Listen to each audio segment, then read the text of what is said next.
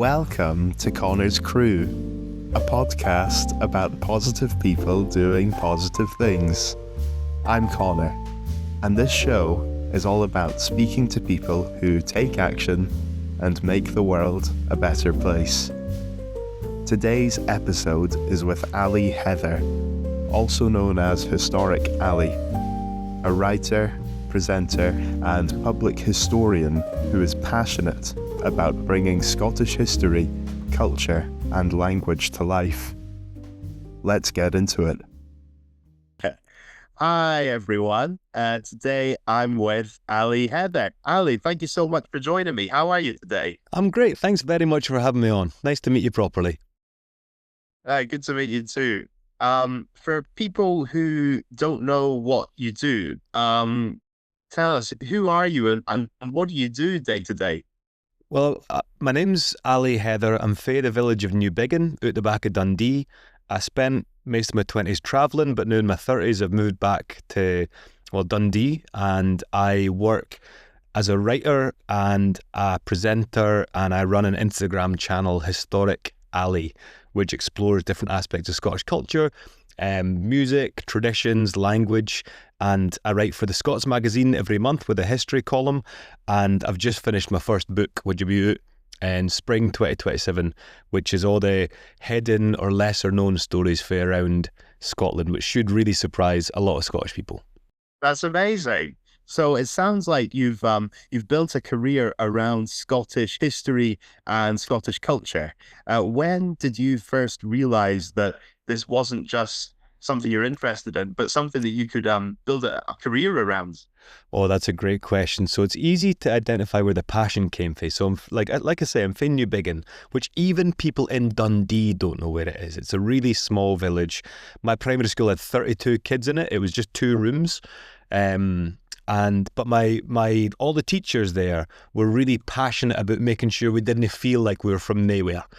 They wanted to make it clear that we're from a place. And one of the ways to help us feel more secure in that was to get old folk for the village who knew things about the heritage, about the culture, about the dialect of Scots that we spoke in the village, and they'd come in and give talks. They'd tell us about, the Roman camp on the Laws, like the hill just outside the village, about the Picts, about the reason that Newbiggin exists. It's a Scots language name, and it just means the new farmhouses, effectively. And so they're talking about bringing in people telling us about the agricultural revolution. And so I've very strongly felt like I was fae somewhere. And my grandparents and my mum were great singers of the traditional songs, like your Burnses, but also all your folk songs and bothy ballads of the Northeast. So I was raised very much in the kind of local tradition of the area.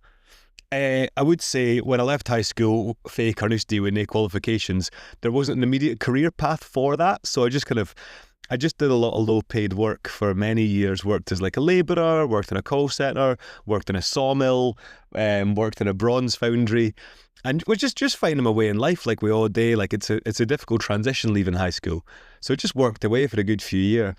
But when I was 22, 23-ish, I moved back to Scotland after living away, just working for years, and worked with Historic Environment Scotland. Got a job.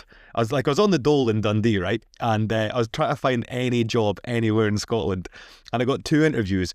One was a leisure centre receptionist in Lerwick in Shetland, and the other one was a summer tour guide at Elgin Cathedral. Now I had no idea where Elgin was, and I wasn't quite convinced I knew where Shetland was.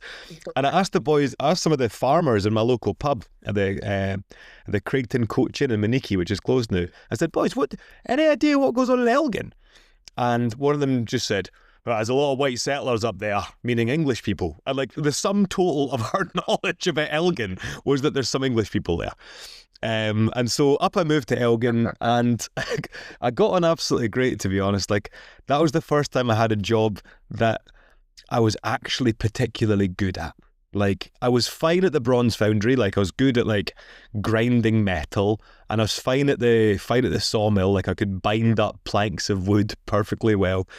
But when it came to helping people understand what they were seeing when they came to Elgin Cathedral, this amazing building, history goes back to the 1200s, there's a Pictish stone on site, there's incredible graves. sharing my passion with locals and busloads of Portuguese pensioners and kind of high-end American tourists and like super wealthy people. There's a really private school near there where Prince Charles was educated. So you get like hyper poshos coming in and get like learning how to share our local stories effectively with this huge suite of people, like getting Scottish folk excited about their heritage, but also helping internationals understand why Elgin's important. Yeah. Like, that was really empowering. And Historic Scotland did this massive solid for me, whereby I didn't have the high school qualifications to go to university, but they wrote me a letter of recommendation saying, this guy is good enough to succeed at university if you let him in. And so Aberdeen Uni let me in on the basis of a recommendation rather than qualifications. I think I went to uni when I was 24, which is relatively late for uni, and studied history, and it just changed my life completely. Like, I was able just to be good, enjoy what I'm doing, only do what I care about, and just learn and learn and learn. And I've kind of been on that track ever since. And like, we're both from Dundee. There is that thing of like, you don't actually need that much money. Like, Dundee's not a wealthy city, buying a flat isn't that dear. Like, my lifestyle has never been very expensive, so I can just do what I love. And so long as I keep my life simple, I've always been able to pay my way through that, pretty much. That's amazing. That's amazing. And I really like that. It sounds like where you grew up had a big impact on your passion. And it's amazing that you got that letter of recommendation to go and study at Aberdeen Uni. It sounds like that also had a huge impact. What I really love about your content and the stuff you create is how you present Scottish history. You really make it feel alive. And I think there's a lot of people that when they think about history, maybe they're not interested in history. And I think it's about how it's been presented to them. And if you present history as alive and breathing, and it's still around us today, the impact is still around us, we can still feel it today, then people will be a lot more excited about history. So tell me a bit about that. How do you think, what's a good way to teach history? That's a great question. I mean, you've got to try and make it feel, you've got to put your audience first. Who you're speaking to has got to come first. So why are you telling these people this thing? And why is it important to them? So I do Instagram, as you bring up. So as I say, I'm really happy with how that's... When I launched that Instagram, I didn't think it was going to be successful. I thought it would just take the heat off my pals and girlfriends. So I wasn't just telling them the stuff all the time. I could tell the internet about Scottish history. And I suppose I try and do two things with it. One is talk about things I'm interested in. And that's the majority. I'd say that's like 60% of what's on there. It's just while I'm out and about in Scotland, while I'm because I work as I work, I travel a lot. And me and my partner, when we're on our holidays, we like to travel around Scotland. She's from the North Highlands, so we'll go up and visit her family. And I'll just do little reels and videos and posts while I'm going about doing my life. And it just happens to be whatever interests me. But there's also a chunk of it where I think in Scotland, we aren't yet informed enough about our own history. Like literally, Scotland was considered to not have a history until recently. So Scottish history until the 1970s, say, was just like the Picts, William Wallace and Robert the Bruce, all the Stuart kings, made a Queen of Scots somewhere in there, and then we got battered at Culloden, and that was largely the end of it. And Scottish history just became a little chapter of British history. And I think that's psychologically bad for us.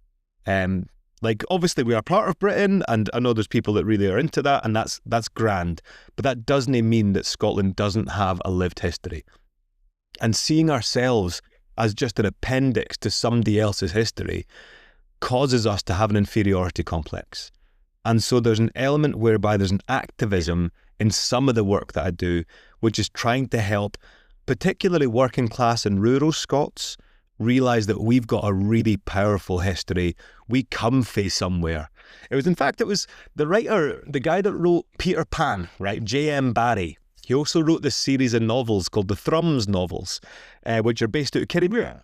They're like, I would say they get a slagging today for being really twee, but I think the novel The Little Minister is good. But in it, There's an industrialized working class character who works in a textile mill, and he's an East Coaster, and he's just like run of the mill, pardon the pun, and he meets a Highlander, a Campbell, who is kilted up. He can play the pipes. He knows his lineage back 14 generations. He knows who he is. He knows who his family is. And the Kirrimure character, the working class character, says, I wish I came from somewhere. I wish I had ancestors. And I think there's a big part of the fact that on the East Coast and the Central Belt, we have been through it. We have been dislocated for our past. We've been dislocated for our heritage, for our ancestry. And with that has come a sense of worthlessness, because through the 1900s, we were seen as not like, my family are like mostly agricultural workers, mill workers, that kind of thing. And they were seen as no hair in history, no hair in name, no hair in much significance. And I love trying to show those folk, my neighbours, the folk I love, the people I come fae, that what they are from is something valuable and they are part of something. And I do think that's the greatest feedback I ever get. Like, there's just this big guy, he was waiting for the bus to Lochee on the Perth Road, actually no far sort of out the front of Caird Rest, it's up for the DCA in Dundee. And he just said, hey, mate, I really like your videos. They're smashing. And he's gave me a massive hug. This guy's about 45, 50-year-old, just a Dundee guy heading back to Lochee. And he's like, you're telling me things about my own city that I never knew. And that's what it's all about. It's about, like, obviously it's fun. Like, a big part of it is to have fun and to enjoy and share my real passion for this stuff.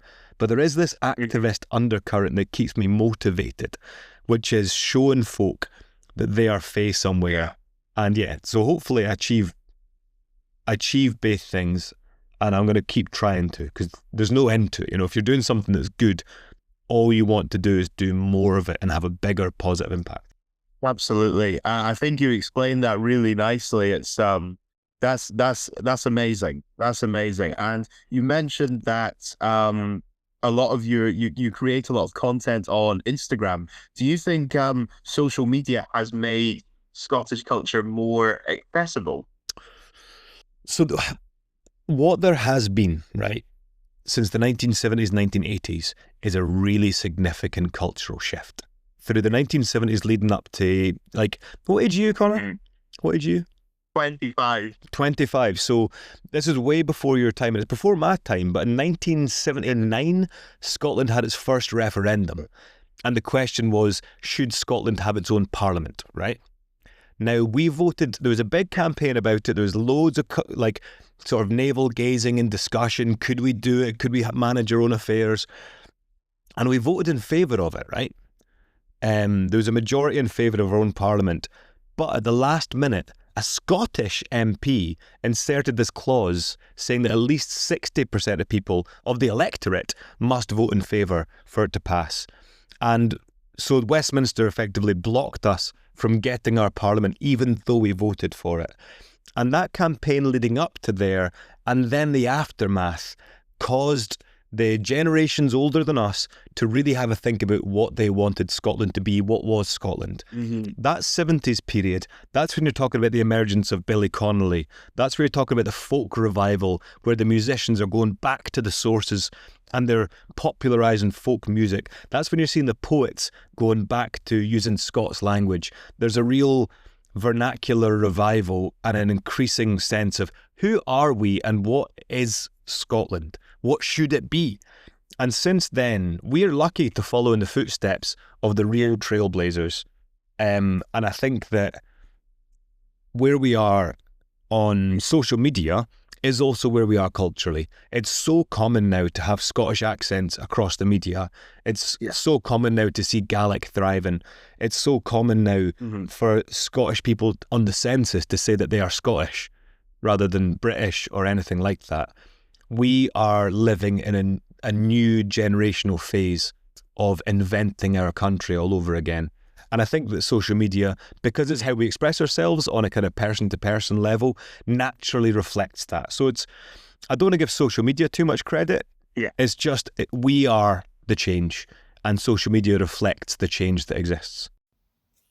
For someone who's never really engaged with Scots or Gaelic before, what would you want them to understand about why these languages matter?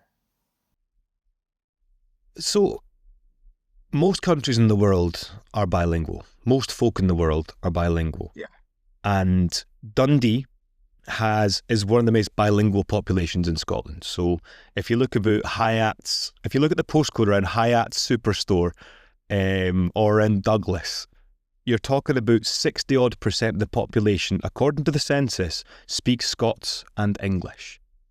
That's a higher percentage of folk speaking Scots in Dundee than there is speaking Gaelic in Stornoway.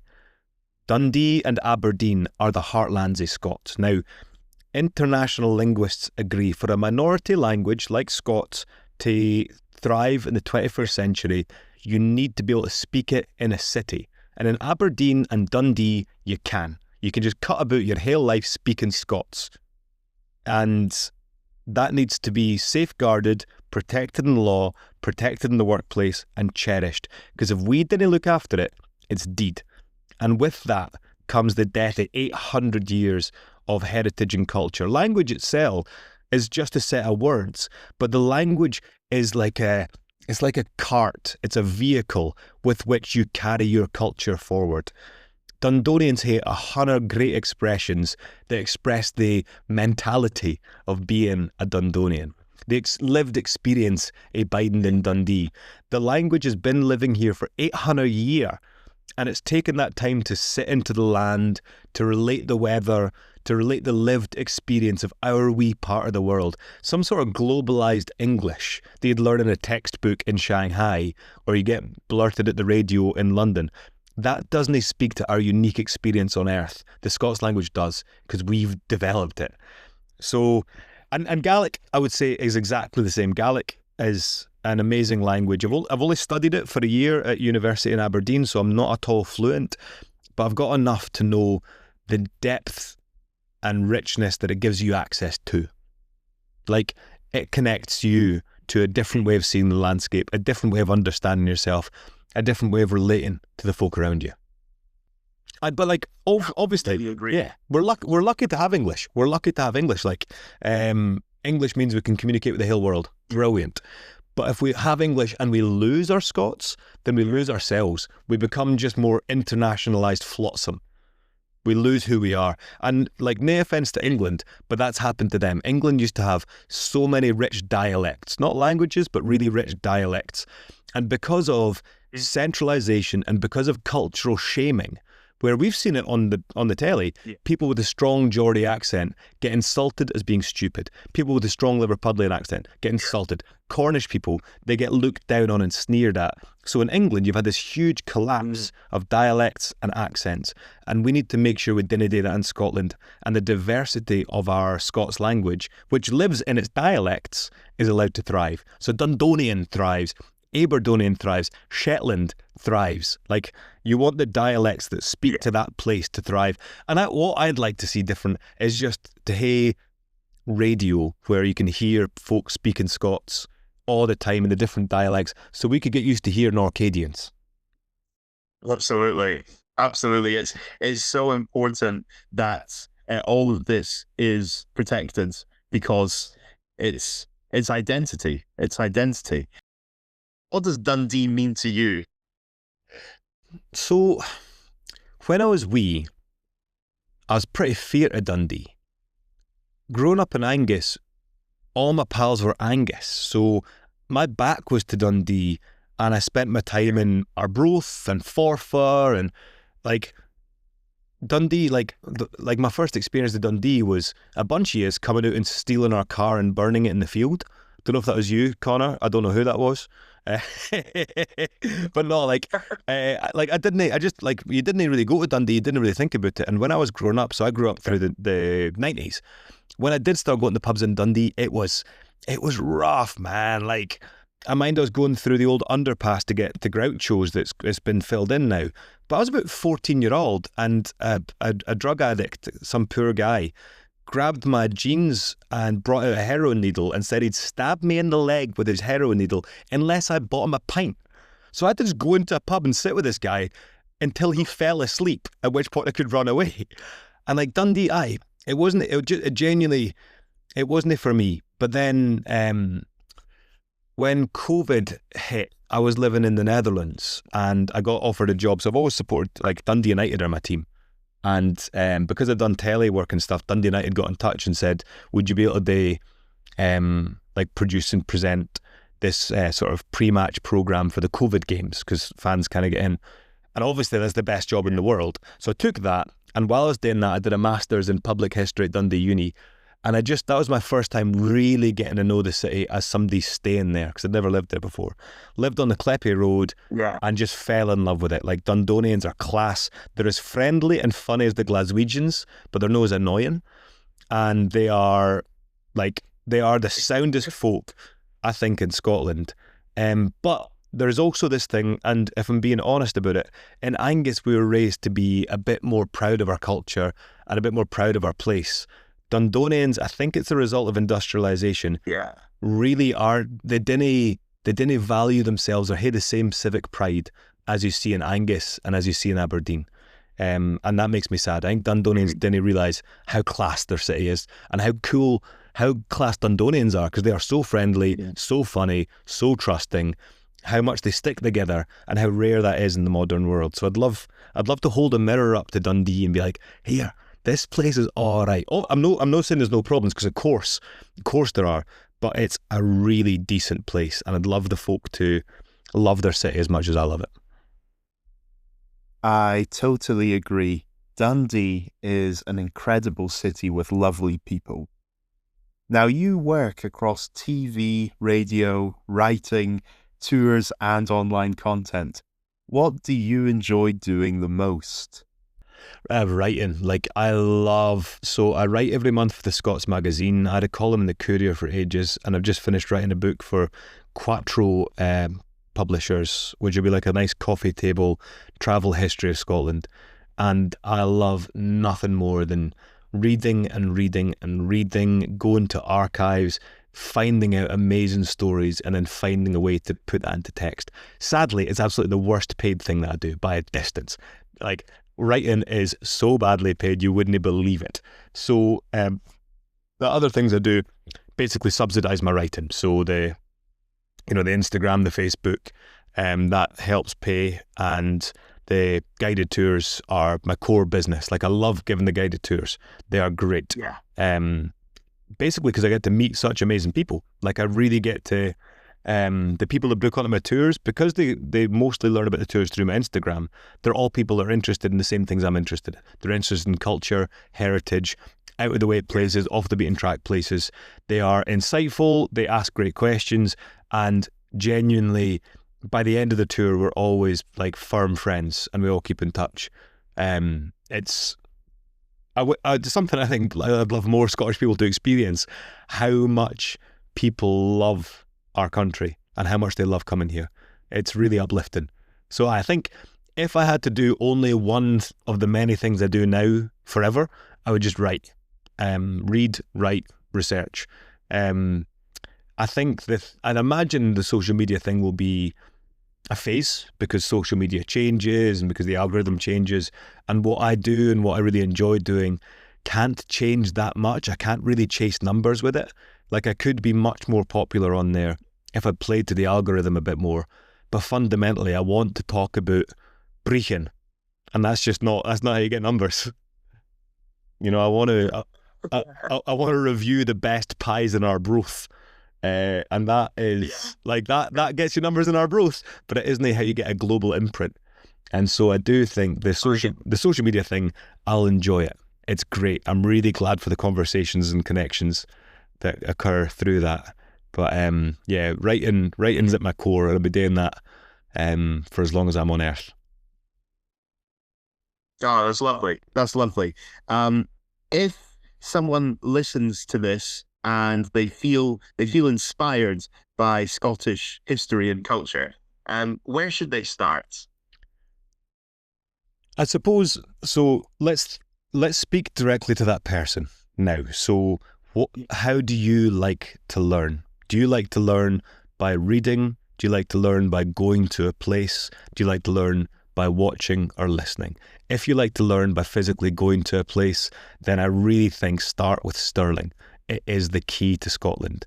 Stirling Castle is a brilliant visitor attraction. The Old Town Jail there gives you such an insight into working class existence, and just walking around that town is phenomenally rich, and it takes you right to the core of the Scottish story. And if you've got the spare money as well, go up the Wallace Monument just above Stirling. So I think if you just like visiting a place to get a wee sense of what it's all about, then I really think Stirling is the best one-stop shop to get your teeth into Scottish history. If you like reading, then I would really go for, what would I go for? Alistair Moffat does really accessible public histories, like sort of public-facing historical guides. He's written a book just about Scottish history. It's just called Scotland, I think. And that covers the last 1,000 years and gives you a good introduction to what's going on. And then once you've read that, there'll be a chapter or two that jump out to you. You might be really interested in, like, you know, Scotland's empire, Scotland of the Caribbean, Scotland and the United States, or like Orkney's relationship with Canada. There'll be some chapter there that leaps out at you and think, that's my thing. And then you go and read more about that. And if you're interested in, I suppose, podcasting or videos, I would say, God, we are struggling for a really good Scottish history documentary series just now, I suppose. I think, I would say go and listen to the Empire podcast series, which is international, but have a look for the specifically Scottish stories within it. They're great. They're really useful. Sure. So yeah, I think if you can start there with going physically to a place, like wherever you live in Scotland, you'll be within half an hour of a brilliant museum. Like that's a good start. And with reading, yeah, Alistair Moffat, or if you're interested in slightly earlier history, I've just finished a brilliant, very accessible book called The Eagle and the Bear, which is about Romans trying to invade Scotland and failing. And it's brilliant. Great laugh. Good pictures. Oh, that's a really good answer. And yeah, I totally agree. It's important for someone to find out how do they like taking in information? What way do they learn? We all learn differently. And yeah, if you can find a way of learning that's enjoyable to you, then that's fantastic. The most important thing is that everyone listening and yourself, Conor, should buy 115 copies of my book, Scotland Hidden Histories, which will be out in spring 2027 from Quattro Publishing. So yeah, like at least 100 copies each. That's the best way to learn. Thanks very much. I'm really looking forward to that coming out. It sounds like that would be amazing. And it's been a real pleasure talking to you today, Ali. Thank you so much for your time, and thank you for everything you're doing to promote Scottish culture and history. You're making a really positive impact on the world. So please continue what you're doing, and thank you so much. Thanks very much, Conor. Absolute pleasure speaking to you. I'm sure we'll speak again in the future. Lovely. Take care, Ali. Cheerio. Thanks for listening to this episode of Conor's Crew. I hope you enjoyed hearing Ali's story and you got inspired to do something positive in your own way. Remember, it only takes one person to make a difference. I'll see you next time with another guest, another story, and more of the same good energy. Take care.